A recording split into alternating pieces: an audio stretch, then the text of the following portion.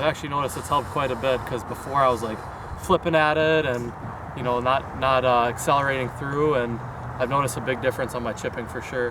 What about club selection? I know that's a hard one for you. Have we got out and practiced a little of those bump and runs? Because I know you love the flop shot, but it's the coolest shot to hit. But I think in some of our other lessons we got better results from picking that right club, bumping and running it, and knocking something down.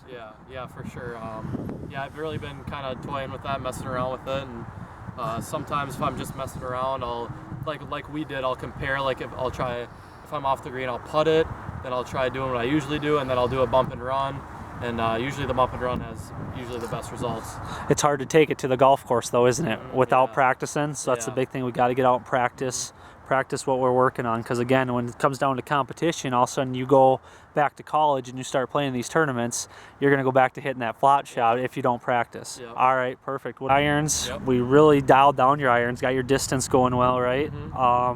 When we saw our best results with our irons, how hard were we swinging? Yeah, we weren't trying to kill it, that's for sure. Just nice, smooth, finishing my swing all the way, and getting to that left side, big thing. Side, getting you to help stay on plane. Remember with those alignment sticks? Yep, that one drill. I actually used that at the range a couple times. So good. So yeah, that's perfect. So we want to use those drills that we practice out at the range, because those drills, they're giving you what? They're giving you feedback, right? Instant feedback. So if you go and you cut across that alignment stick, you hit that alignment stick, instant feedback to what? You're coming over the top. Coming over the top, you're hitting that pole. Same thing with the tee drills when we're putting. If you start to notice you're up at college now and you start, playing, and say you have a couple bad putting rounds and you start seeing, well, my distance is good, but I keep pushing or pulling it. What'd be a good drill for you to do there? The tee, I think we call it the gate drill, right? Yep. So that really focuses on, straight back, straight through, hitting a solid putt. And so, and like you said, it's instant feedback. If I hit the tee, we know it's either going to push or pull it, and that's a really good drill. I'm going to use it. Perfect. Same thing with the ruler. I mean, you're in college, so I hope you have a ruler maybe, but just even in your dorm rooms when you have time to practice, put some putts right on that ruler, because again, if you push or pull it, it's going to fall off that ruler, right? Yep.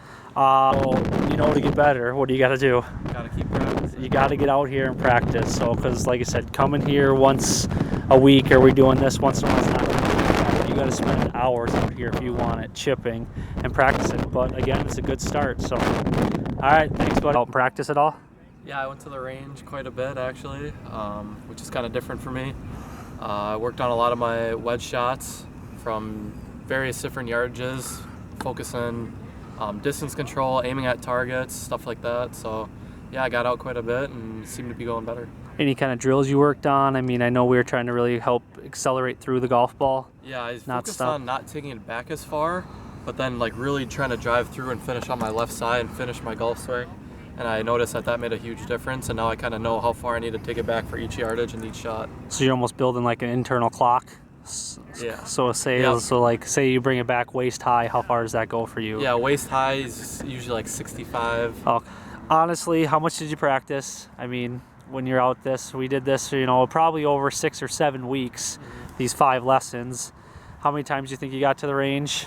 A couple. Yeah, 5 times, maybe once a week. Once a week. So if you want to put in the time, you're going to see the results. So we got to put in the time. We got to practice. It's the biggest thing, because that's how you're going to get better.